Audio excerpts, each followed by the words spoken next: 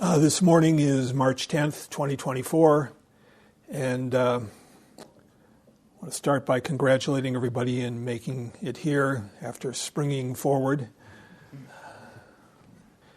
Someday, our politicians will get their act together and will do away with this ridiculous system that we're stuck with. There's so many problems in the world, and that's what this Tayshow is about. It sort of grew on me after a number of different encounters with people in person, through email.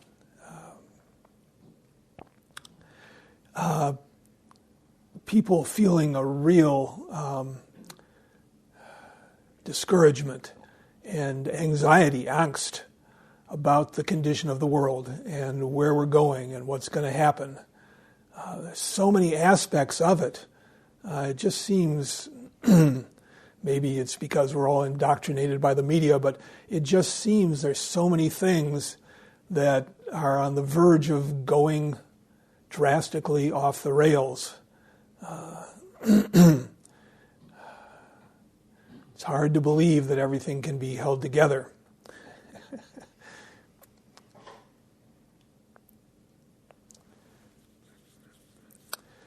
Let me name a few of them. First, of course, in my mind anyway, is climate change. Just the fact that this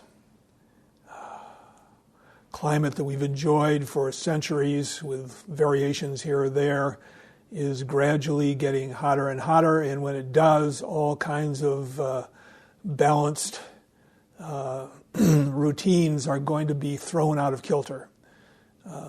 One of the interesting ones is the Gulf Current go up through the Atlantic Ocean and keeps England warm. If enough ice melts up north, it's going to change the salinity of the ocean, and in the past, during times of great heat, that sort of circulation of water has broken down. And Europe will then, ironically, become very cold. Sea levels have risen drastically in the past, and they're on track to rise drastically again. Sea ice in the Arctic and the Antarctic is melting at an unprecedented rate, at least for modern times. And many areas of the world that are barely above water will soon be below water. Not sure exactly how that will all play out. Everything is so interconnected.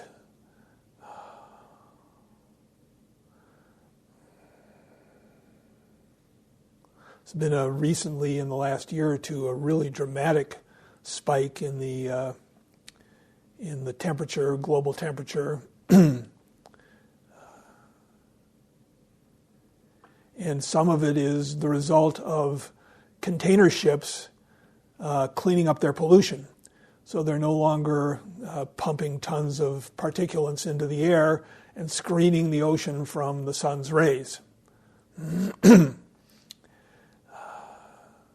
It's a very delicate balance, and we're in there mucking things up pretty drastically and with not a whole lot of insight about the effects of what we do. And people worry. They worry about even having children. What kind of a world are they going to come into? Well, I can't go through all of this. This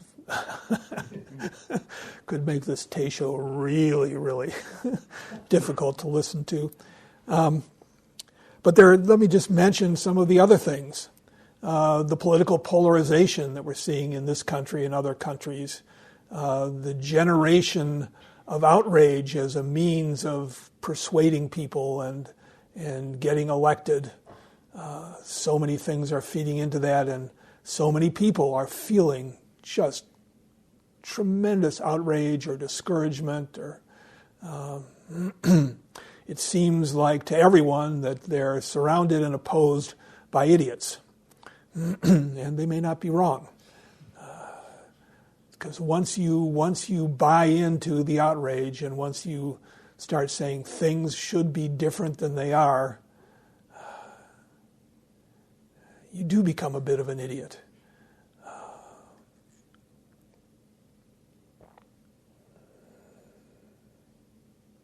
So we see the outrage rising. One of the things that's really picked up is what's we could call virulent nationalism, or maybe tribalism is a better word.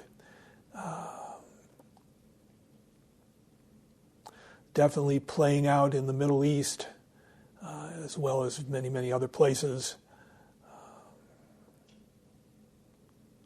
The incredible antipathy between the Palestinians and the Israelis, and the atrocities now that have been committed on both sides are just stunning.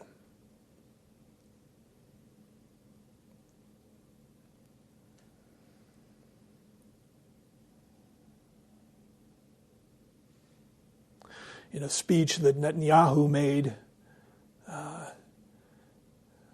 he referred to the biblical tribe, the Amalekites, I think I've got that right, who apparently attacked the Israelis when they were leaving Egypt and returning to what was then their homeland. And in the Old Testament, God, through the prophet Isaiah, or some prophet, says to kill every man, woman, child, livestock of the Amalekites. And Netanyahu then made the connection between the Palestinians and the Amalekites, calling for the same thing.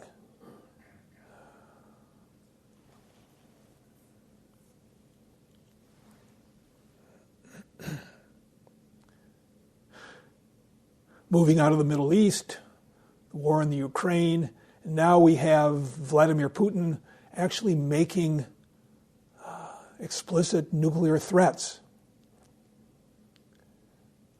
saying parts of Ukraine, which Russia now controls, those are taken back, Russia will use its nuclear weapons. It's crazy. How long can the world avoid a nuclear conflagration when people are using it overtly as a bargaining chip? Sooner or later, one of the various crazies that come into power is going to pull the trigger, it seems. And then we'll just top with the dis-ease we probably all feel about the incredible explosion of artificial intelligence. We have no idea where that's going to take us. I, for one, welcome our machine overlords.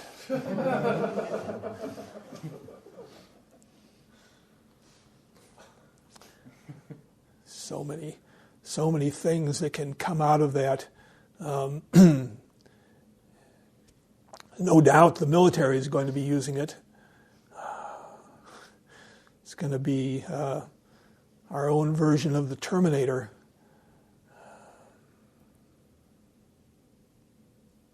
There's a lot of things that are there to worry about, and it's not quite so bad when you're old like me. You know, I've had a good run. What about my children? What about my grandchildren? What about the human race going over the centuries? Had a good run, a few 100,000 years. Dinosaurs made it, can't remember, over 200 million years. Then everything blew up for them.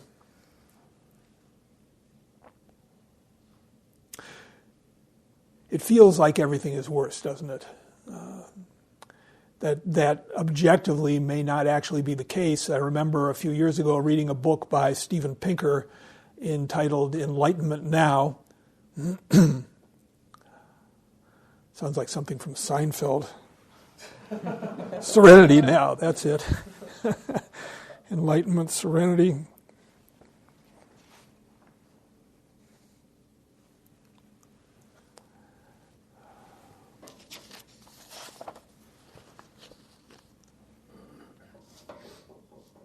Here's a blurb for the book. It says, if you think the world is coming to an end, think again. People are living longer, healthier, freer, and happier lives, and while our problems are formidable, the solutions lie in the Enlightenment ideal of using reason and science. Is the world really falling apart? Is the ideal of progress obsolete? In this elegant assessment of the human condition in the third millennium, cognitive scientist and public intellectual Steven Pinker urges us to step back from the gory headlines and prophecies of doom which play to our psychological biases and instead follow the data. In 75 jaw-dropping graphs, Pinker shows that life, health, prosperity, safety, peace, knowledge, and happiness are on the rise, not just in the West, but worldwide. This progress is not the result of some cosmic force. It is a gift of the Enlightenment. This is, of course, the scientific Enlightenment. The conviction that reason and science can enhance human flourishing.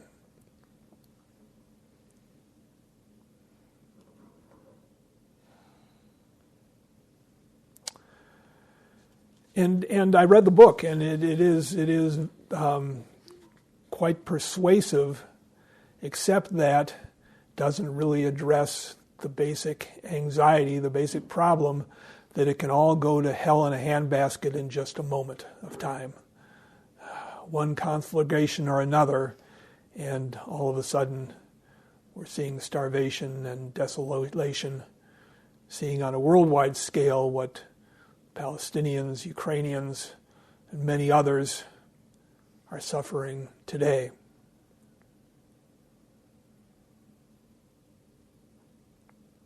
There was a period, starting right about when the Vietnamese War ended and running up until about 2 years ago, when the number of deaths in war-related mortality was at an all-time low. When you look at the graph, it's just stunning.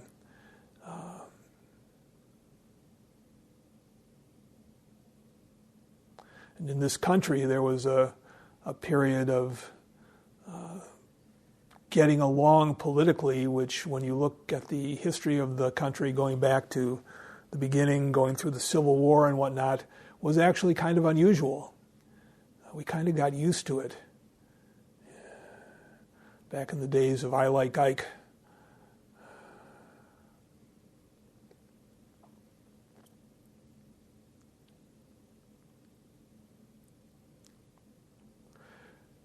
Every measure of the anxiety that people feel, especially young people, shows it skyrocketed, kind of coinciding with the introduction of the iPhone, interestingly, and social media. But that's not the only reason for people to feel anxious. Anxiety, depression. It's interesting, if you travel to the third world, people's condition of life is so much more difficult, and yet, to an outsider at least, seem happier, seem more energetic.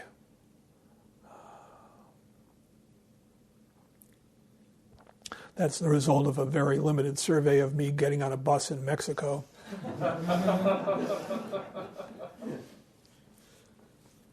with people hanging on to the outside. There's no safety rails anywhere. It's crazy.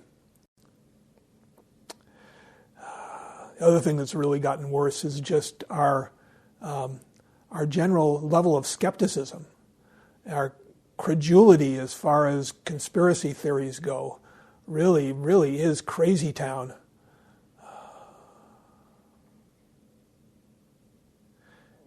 You could never have convinced me that something like the QAnon phenomenon would get legs and we'd end up with representatives in Congress pretending at least to believe that swill.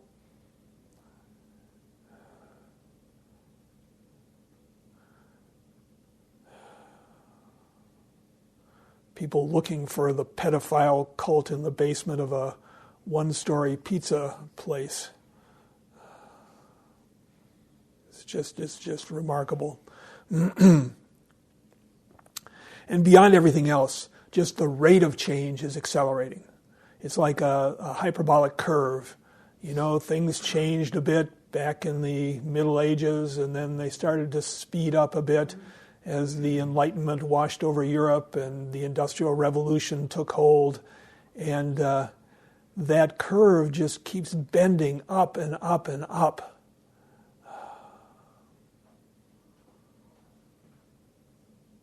In some ways, it's wonderful. The advances in medical technology and science, our ability to cure diseases that used to be death sentences. There's so much potential for cheap and abundant energy, which would solve so many problems.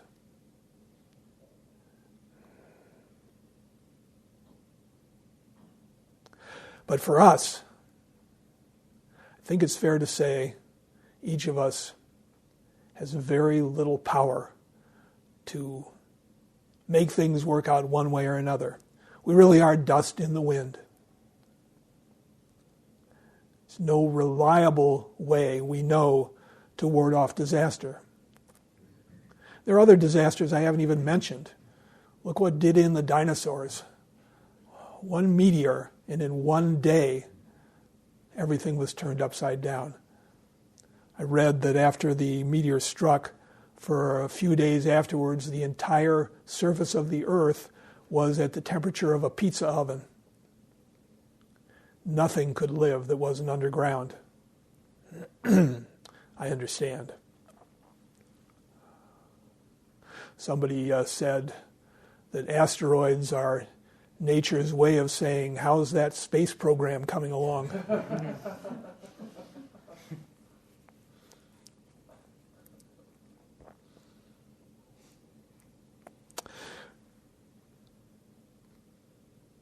There's things we can do collectively, obviously, and each of us can play our part, but individually, really, the dice have been rolled.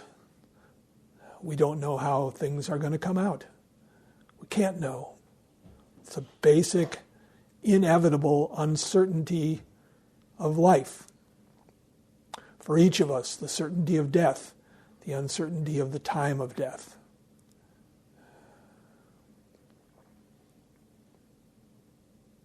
We certainly have hopes and prayers, but a lot of it is just like putting body English on a bowling ball after you've let it go, headed for the gutter, and you're trying to lean it over. Yeah. Physics doesn't work that way. I remember at some point people had this idea that if you really concentrated, you could make clouds disappear. And if you're on the right kind of a day, when the clouds are kind of, fading from the sky, you can look at them and think you're making them disappear. Next thing you know, we'll be levitating the Pentagon, which, if you didn't live through it, people tried to do. Yeah, it's not just today that people are crazy.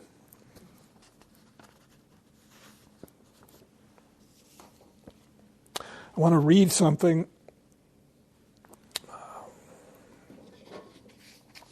from Pema Chodron.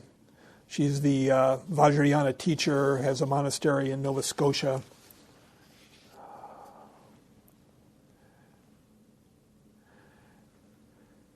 And she's talking about how we handle our upset, our confusion, our fear.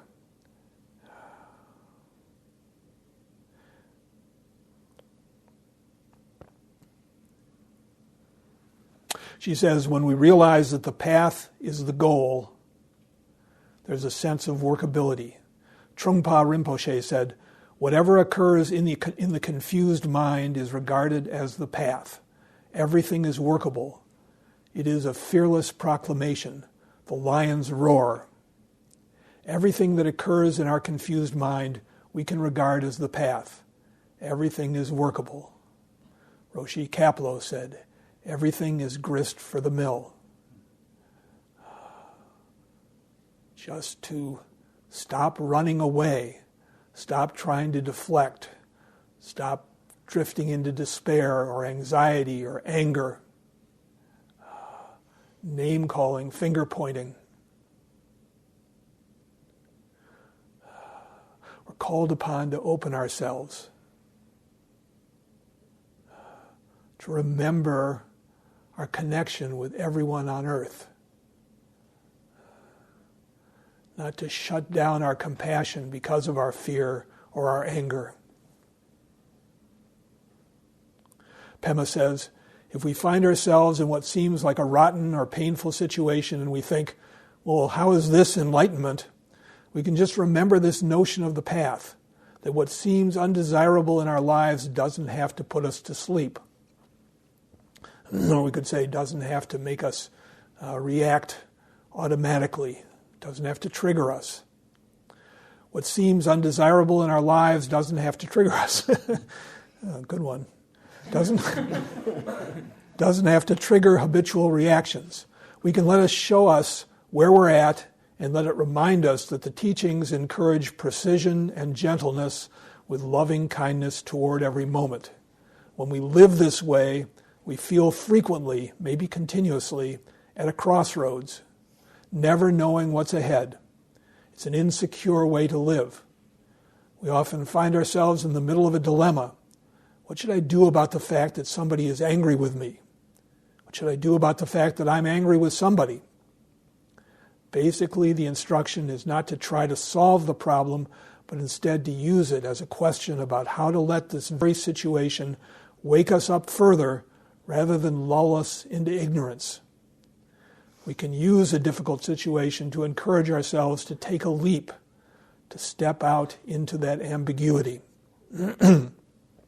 This teaching applies even in the most horrendous situations life can dish out. Jean-Paul Sartre said that there are two ways to go to the gas chamber, free or not free. This is our choice in every moment. Do we relate to our circumstances with bitterness or with openness? That is why it can be said that whatever occurs can be regarded as the path, and that all things, not just some things, are workable. This teaching is a fearless proclamation of what's possible for ordinary people like you and me.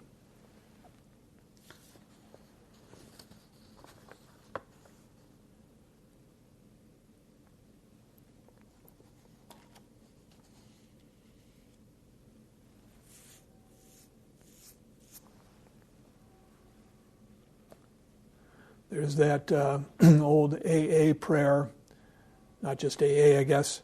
God, grant me the serenity to accept the things I cannot change, to change the things I can, and the wisdom to know the difference. Similar to what the Buddhist,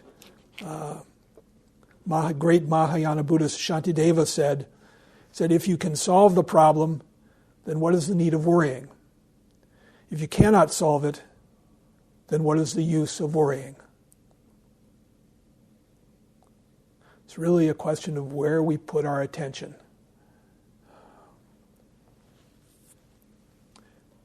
Something really dramatic that Carl Jung said in a radio interview.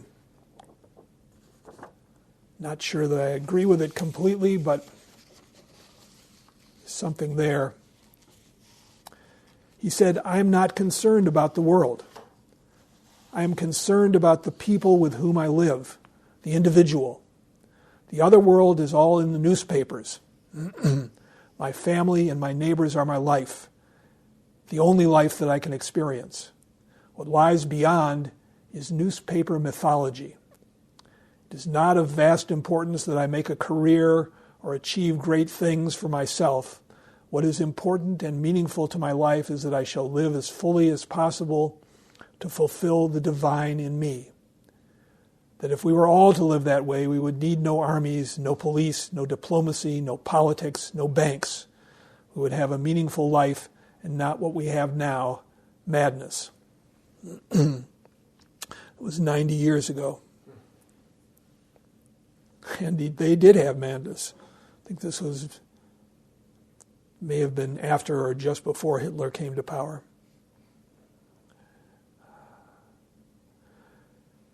Well, I would not say that I'm not concerned about the world or that I would recommend that position to anyone, because there are different kinds of concern. We have to have empathy for the suffering that we see, even if we only see it through the newspapers, even if it is, in a sense, newspaper mythology. It's not as immediate and direct as the people in front of us, as the clerk in the drugstore or the grocery store, person we pass in the street, friends we meet with every day, family, parents, children.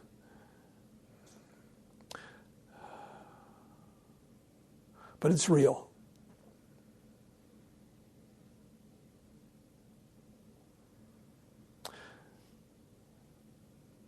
And a lot of people, when they're acutely aware of all these things, all these problems, just wall themselves off. You could take what Jung said and use it as an excuse to just whistle past the graveyard. But all of us are in a precarious situation. It's human life. It's never been any other way. Helen Keller said, "Security is mostly a superstition. It does not exist in nature, nor do the children of men as a whole experience it. Avoiding danger is no safer in the long run than outright exposure. Life is either a daring adventure or nothing."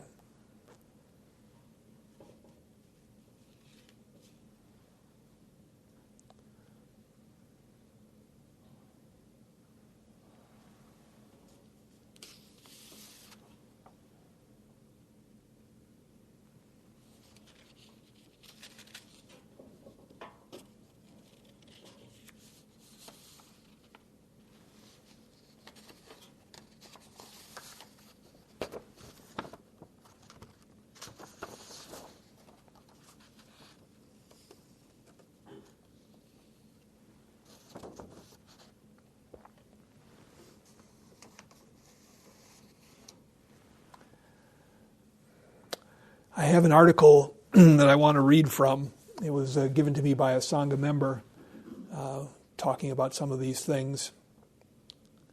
It's by another Tibetan, another Pema actually. Her name is Pema Khandro Rinpoche. And this is an article that was published in Lion's Roar, and it's entitled "The 4 Points of Letting Go in the Bardo." I'm not going to have time for all 4 points, but I'm going to try to get through 3 of them. And let me start out by saying a little bit about this word bardo.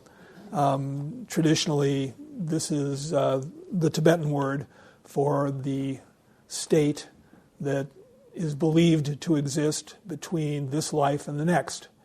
In traditional Buddhism, the belief is that after you die, you're not done. Even though you might wish to be done.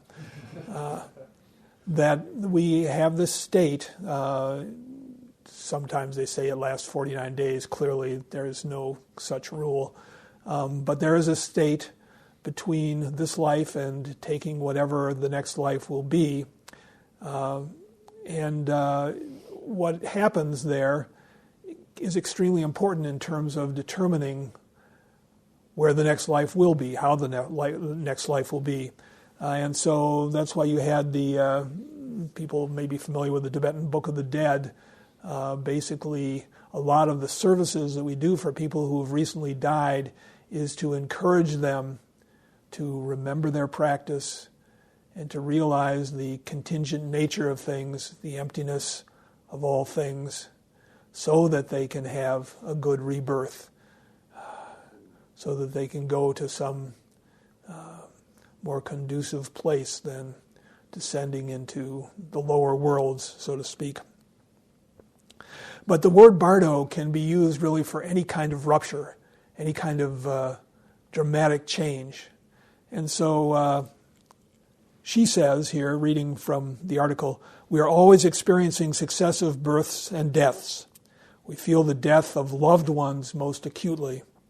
There's something radical about the change in our reality. Many of us can say this from our own experience. We are not given options. There is no room for negotiation. And the situation cannot be rationalized away or covered up by pretense. There is a total rupture of our who I amness. And we're forced to undergo a great and difficult transformation.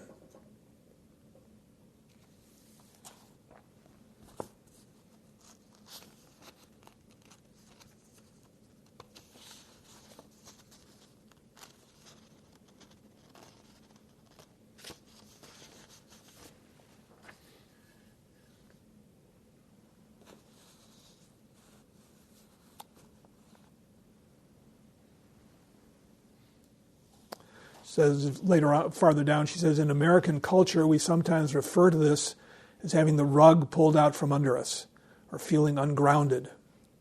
These interruptions in our normal sense of certainty are what is being referred to by the term bardo.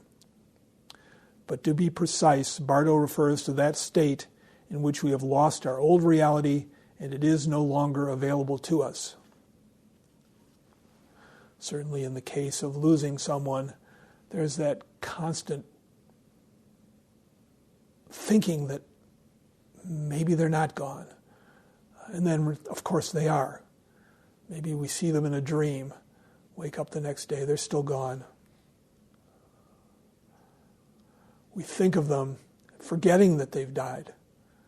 And then there's the shock of remembering.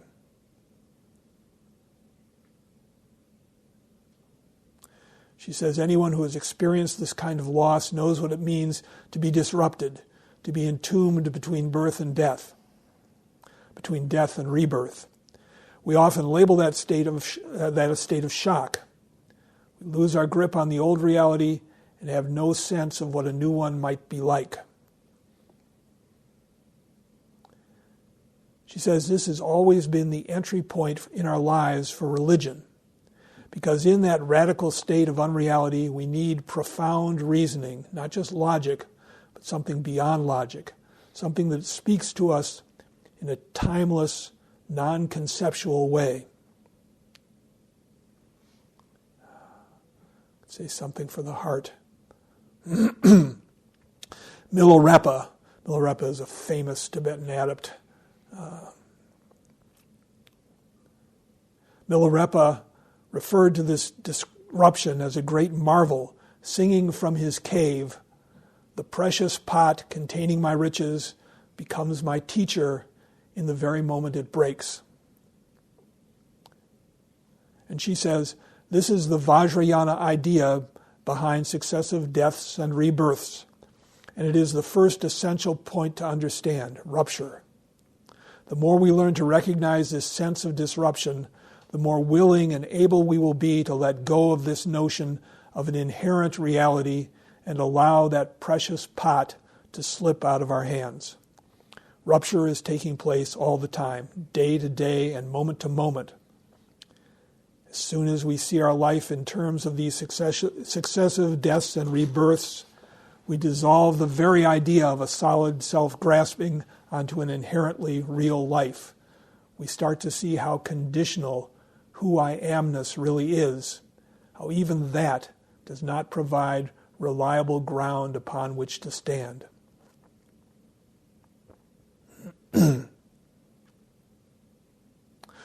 Ursula Le Guin, writer, wrote The Left Hand of Darkness, said, "There is no safety and there is no end. The word must be heard in silence. There must be darkness to see the stars. The dance is always danced above the hollow place, above the terrible abyss."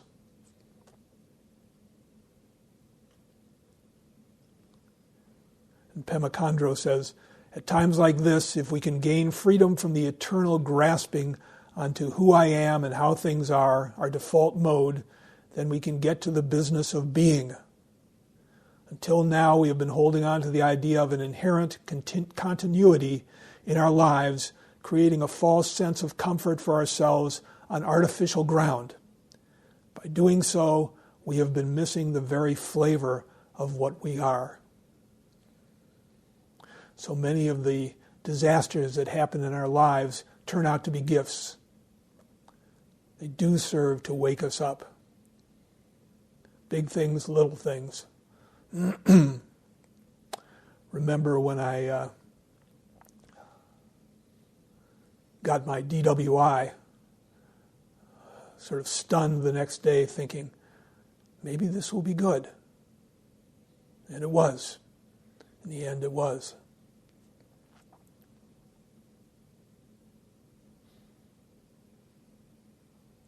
You feel something different in people who have suffered, had great losses.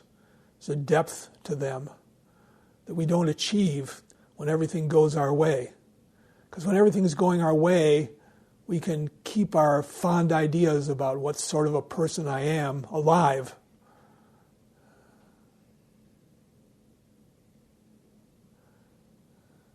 Sometimes the lucky people are the unlucky ones.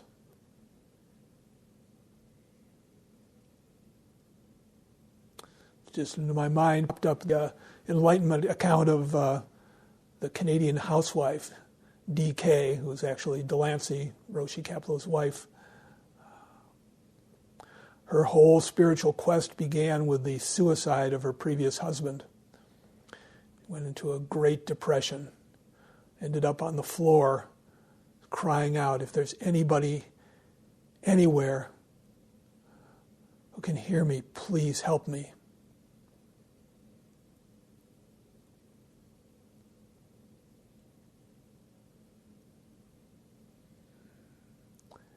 If we can take it to heart, if we can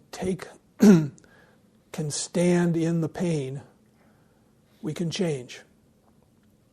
And the main thing that changes is what Pema here calls the contrived self. She says, the cause of all suffering can be boiled down to grasping into a fictional, contrived existence. But what does that mean? If we really come to understand, then there is no longer even a container to hold together our normal concepts to make them coherent. The precious pot shatters, and all our valuables roll away like marbles on a table. Reality as we thought we knew it is disrupted. The game of contriving an ideal self is suddenly irrelevant. This is shunyata, which gets translated in various ways, most commonly as emptiness. But there is no real correlate in our language, no single word or idea that can cover this ground of disrupted reality. Because emptiness in English has negative connotations, shunyata is sometimes translated as voidness, open spaciousness, and even boundlessness.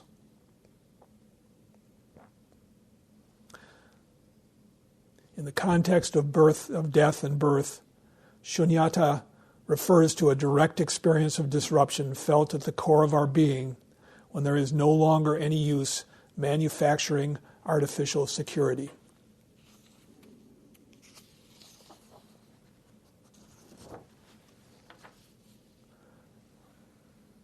We're not talking about giving up our precious human life here, of course. We're talking about giving up on this subtle game. We hold pictures of our ideal self in an ideal world. We imagine that if we could only manipulate our circumstances or other people enough, then that ideal self could be achieved, and in the meantime, we try to pretend to have it together. It's the game we all play. We keep postponing our acceptance of this moment in order to pursue reality as we think it should be.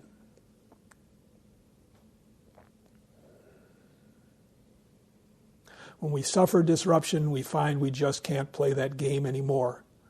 The Bardo teachings are really about recognizing the value of giving up the game, which we play without even giving it a second thought. But when we are severely ill or in hospice, and we have to cede control over our own bodily functions to strangers, holding it all together is not an option. Was a minister named Sidney Smith who lived in the 18th and 19th centuries, who said, "There is not the least use preaching to anyone unless you chance to catch them ill."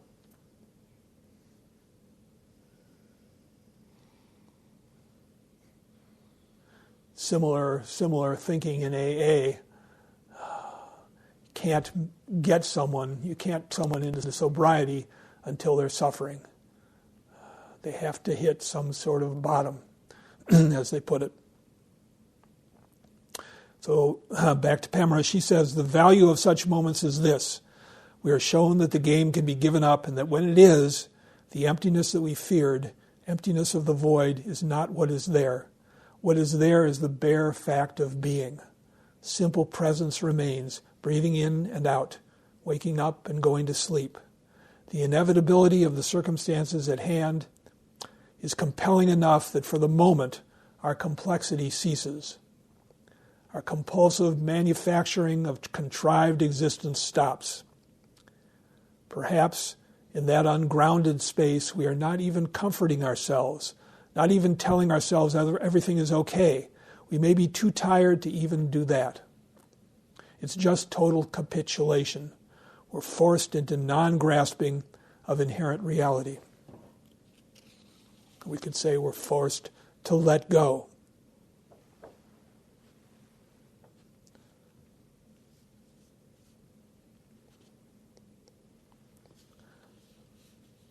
She puts it this way: the contrived self has been emptied out, along with contrived existence and the tiring treadmill of image maintenance that goes along with it. What remains is a new moment spontaneously meeting us again and again. There is an incredible reality that opens up to us in those gaps if we do not just reject rupture. In fact, if we have some reliable idea of what is happening in that intermediate, groundless space, rupture can become rapture.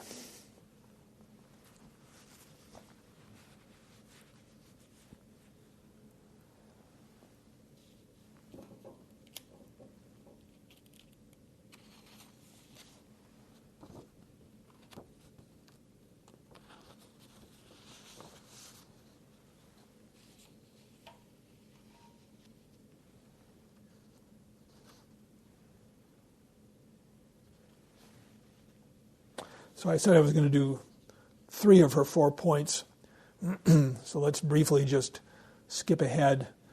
And she says this: the third principle we can learn about death, birth, and reincarnation is this: the extent to which we know what's underlying everything, the good, the bad, the beautiful, the ugly, that which we can control, that which we can't, is the extent to which we can relax. To the extent that we know our presence of awareness as reality, it becomes bearable. To become intimate, she says, as we gain intimacy with that ground, we can even have sanity when life is hard, even when knowing that an experience is going to be painful. Think how willing we are to bear that pain for someone we really love. It's how life begins, after all, with our mother, through love, enduring the pain of childbirth.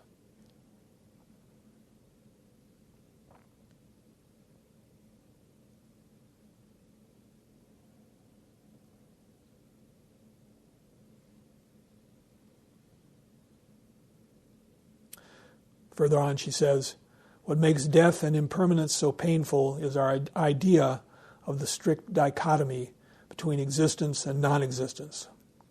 Knowing something beyond that dualism is paramount. At the moment of death, instead of being caught between the idea of existence and non-existence, instead of this crisis of having everything that matters to us taken away all at once, something else can open up entirely. We shift our attention to the nucleus of being, to presence itself, experiencing itself. This is what we can come to know through practice. the what we are that can't be defined, can't be put in a box, that is truly beyond birth and death. Just experiencing it a little bit brings a fearlessness. Something that isn't even a thing, that can't be hurt. Most important thing there is.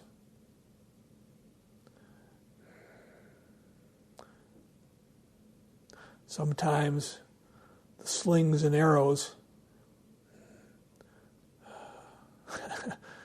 work like a Kiyosaku, wake us up, empty us out, make us willing.